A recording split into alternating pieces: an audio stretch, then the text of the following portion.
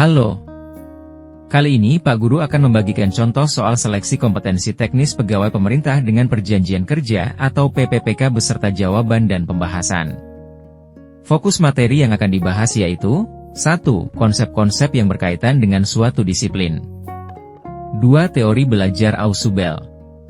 3. Teori belajar Gagne.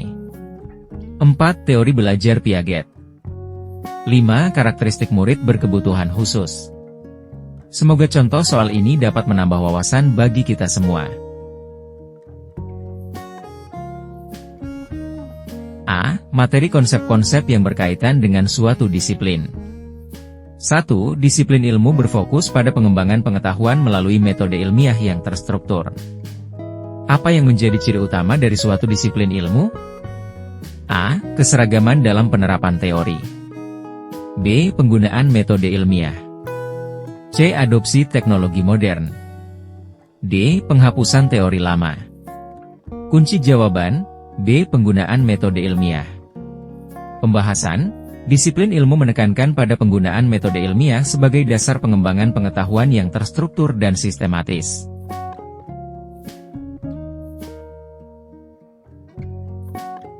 Dua, dalam suatu disiplin ilmu, konsep dasar seringkali menjadi landasan pembelajaran. Apa yang dimaksud dengan konsep dasar? A. Teori-teori baru yang relevan. B. Ide atau gagasan pokok yang mendasari teori. C. Panduan untuk praktik langsung. D. Aplikasi teknologi dalam pembelajaran. Kunci jawaban, B. Ide atau gagasan pokok yang mendasari teori. Pembahasan, konsep dasar adalah gagasan pokok yang mendasari teori atau prinsip dalam suatu disiplin ilmu. 3. Mengintegrasikan beberapa disiplin ilmu dalam pembelajaran disebut pendekatan multidisiplin. Apa tujuan utama dari pendekatan ini? A. Mempermudah pengajaran teori. B. Mengembangkan pengetahuan secara menyeluruh. C. Meningkatkan nilai ujian. D. Membatasi ruang lingkup pembelajaran.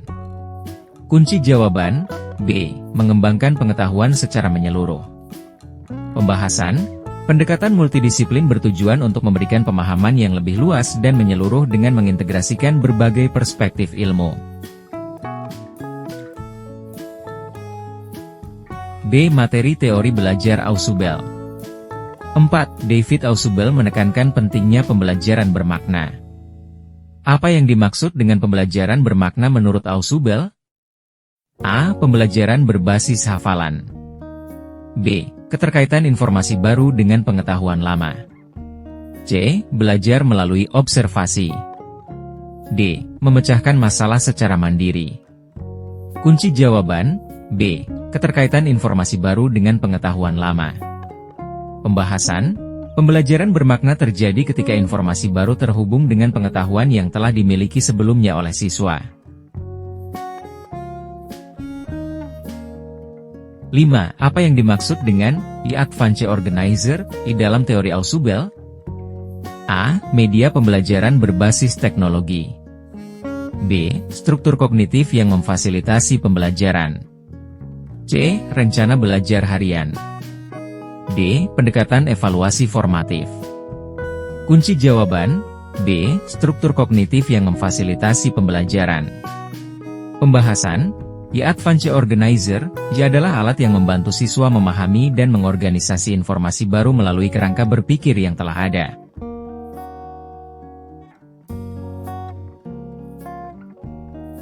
Menurut Ausubel, bagaimana seharusnya materi pelajaran disusun untuk mendukung pembelajaran bermakna?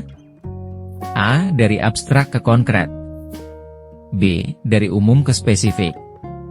C. Dari hafalan ke analisis. D. Dari teori ke praktik. Kunci jawaban, B. Dari umum ke spesifik. Pembahasan, penyusunan materi dari konsep umum ke konsep spesifik membantu siswa memahami hubungan antar konsep secara lebih mendalam.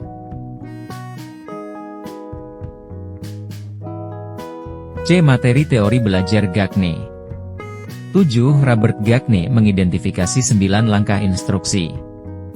Apa langkah pertama dalam proses pembelajaran menurut Gagne? A. Menyampaikan tujuan pembelajaran. B. Menarik perhatian siswa. C. Menyediakan stimulus. D. Mengaktifkan pengetahuan awal. Kunci jawaban, B. Menarik perhatian siswa. Pembahasan, langkah pertama adalah menarik perhatian siswa untuk memastikan mereka siap menerima pembelajaran.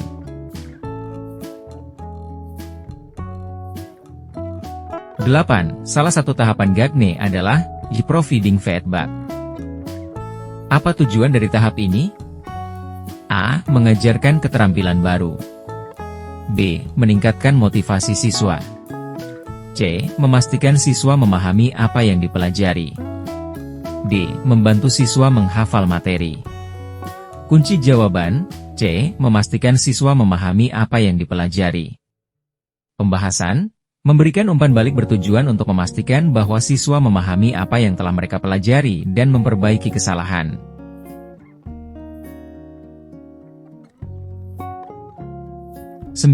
Menurut GAGNE, kategori hasil belajar meliputi keterampilan intelektual, informasi verbal, strategi kognitif, keterampilan motorik, dan sikap. Apa contoh hasil belajar yang termasuk kategori strategi kognitif? A. Menghafal tabel periodik. B. Menyusun strategi untuk memecahkan masalah. C. Melakukan gerakan senam dengan tepat. D. Menerima perbedaan budaya. Kunci jawaban, B. Menyusun strategi untuk memecahkan masalah. Pembahasan, strategi kognitif mengacu pada kemampuan siswa untuk mengatur dan mengarahkan proses belajar mereka, seperti menyusun strategi pemecahan masalah.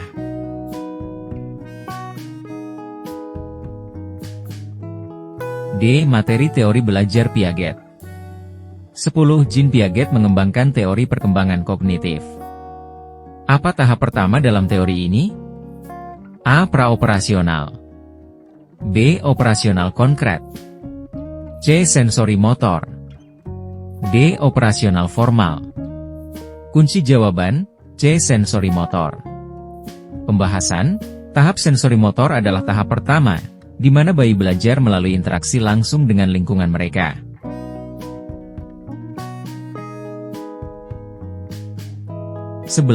Dalam tahap praoperasional, anak sering mengalami egosentrisme. Apa yang dimaksud dengan egosentrisme dalam konteks ini? A. Ketidakmampuan untuk memahami sudut pandang orang lain. B. Ketergantungan pada orang tua. C. Keinginan untuk menjadi pusat perhatian. D. Kesulitan dalam mengingat informasi.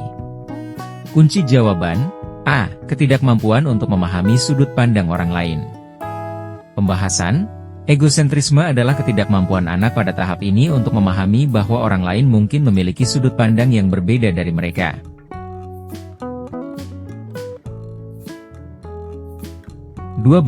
Menurut Piaget, pada tahap operasional konkret, siswa mulai memahami konsep konservasi.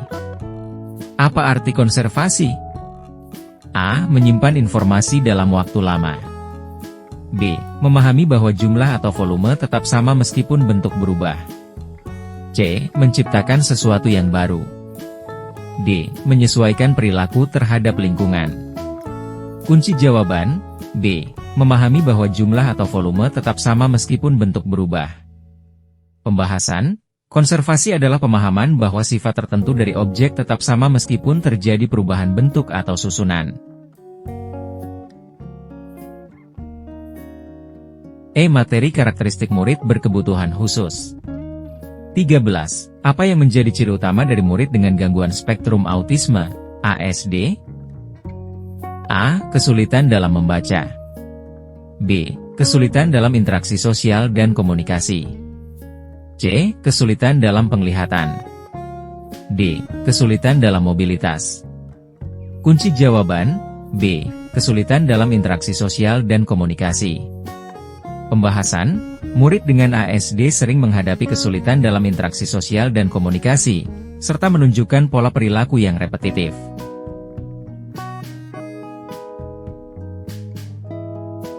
14. Apa pendekatan yang paling efektif untuk mengajar murid dengan ADHD, Attention Deficit Hyperactivity Disorder? A. Memberikan hukuman tegas jika mereka tidak fokus. B. Menyediakan struktur yang jelas dan rutinitas.